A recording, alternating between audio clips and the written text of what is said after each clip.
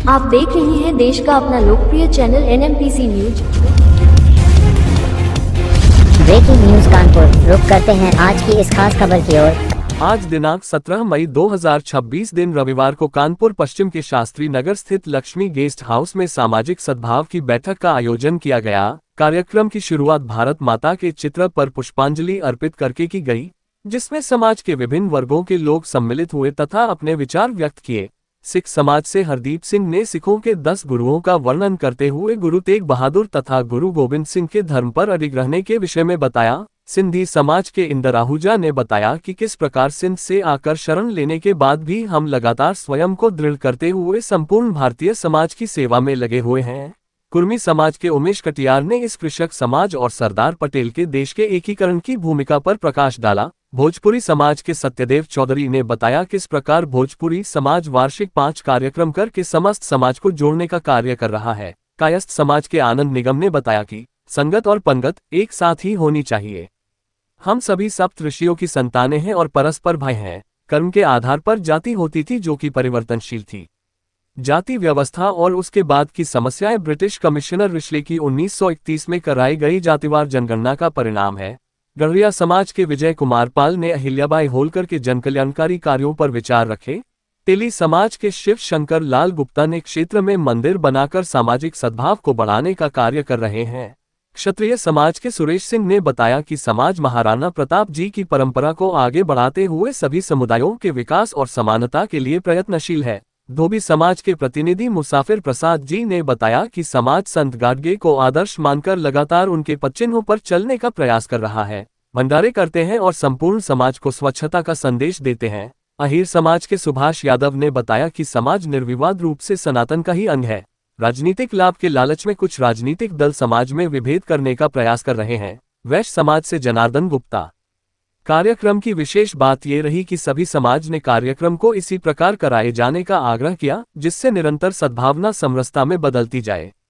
अंत में भारत माता की आरती कर कार्यक्रम की समाप्ति की गई, जिसमें मुख्य रूप से प्रेम नारायण, रामकृष्ण त्रिपाठी, अरुण मिश्र, रामजी, प्रदीप, पंकज, दिलीप, बलदेव सिंह, अमीर सिंह यादव, पंकज निषाद, अनिल सिंह चौहान समेत आम जनमानस ने कार्यक्रम में उपस्थित होकर सहभागिता की। संवाददाता अनिल सिंह चौहान की खास रिपोर्ट। साथ परिचय दीजिए।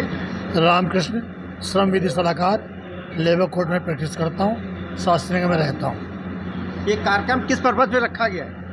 भारत देश में हिंदू की विभिन्न जातियों के संबंध में आज सामाजिक स्थिति जो है उसमें नेगेटिविटी ज़्यादा बढ़ रही है। उसको पॉजिटिविटी में कन्वर्ट करने के लिए एक परिचय टाइप में कि हमारे समुदाय, हमारी जात, हमारे विशेष जिस हम पंथ से आते हैं उसका देश में, समाज में, राष्ट्र में क्या योगदान रहा है, उसके विषय में संगोष्ठी और गोष्ठी रखी गई थी। बैठक इसी पर्पज से, इसका उद्देश्य था। आप हमारे देशवासियों को कोई संदेश देना चाहते हैं? संदेश सबको ऐसी सद्भावना यात्रा हर जगह पे आयोजन हो, इससे कि समाज में एक समरसता पैदा हो और ये बहुत ही अच्छा हो। आप भाई साहब हमारे चैनल के द्वारा कुछ कहना चाहते हैं? सामाजिक सद्भाव बैठक का उद्देश्य है कि हमारे समाज के अंदर अनादिकाल से अनेक संत महात्मा महापुरुष हुए हैं और उन सब लोगों ने समाज को एक दिशा दी है, समाज को मार्ग दिखाया है।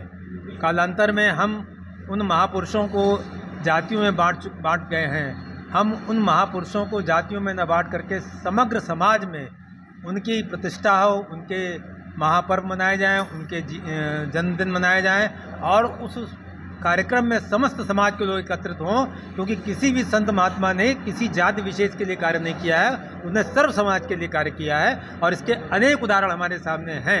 आज इसी निमित्त ये बैठक रखी गई है कि समाज के लोग एकत्रित हों और एकत्रित हो करके वह यह सब कार्य करें।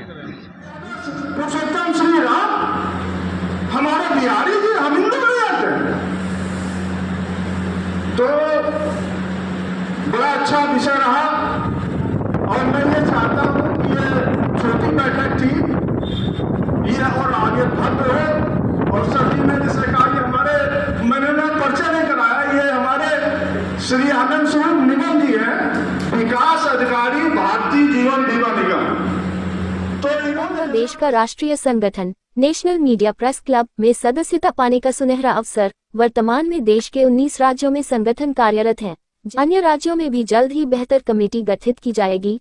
देश का कोई भी नैतिक जिम्मेदारी से कार्य कर रहा पत्रकार, अधिवक्ता व समाजसेवी देश के किसी भी राज्य अथवा जनपद से संगठन की सदस्यता ले सकता है।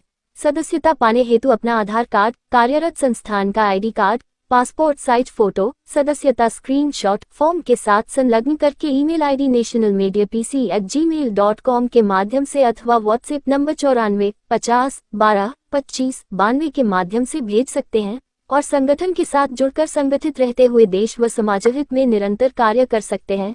तो आइए आज ही भारत के किसी भी राज्य अथवा जनपद से संगठन की सदस्यता लें।